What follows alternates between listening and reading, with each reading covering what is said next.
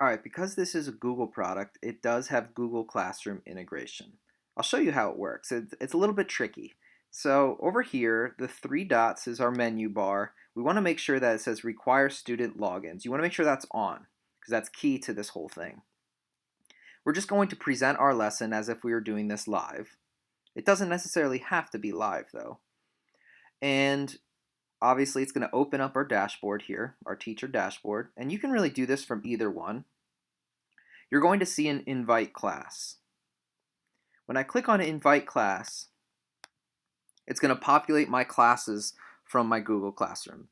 Uh, just a disclaimer, it does take like 30 seconds for it to really load through. So it does take some time for it to populate your classes, and I'm wondering if that's dependent on how many classes you have or not.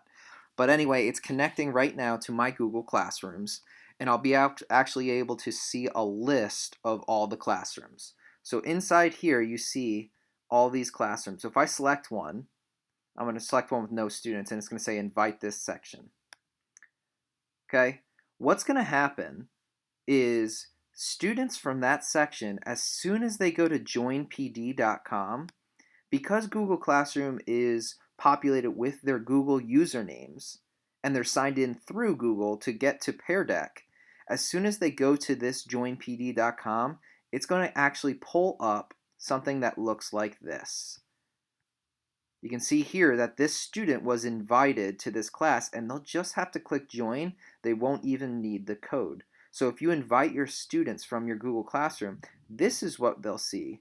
Now you could just do a simple code as well, but this is a way for teachers to use the Google Classroom integration inside Pear Deck.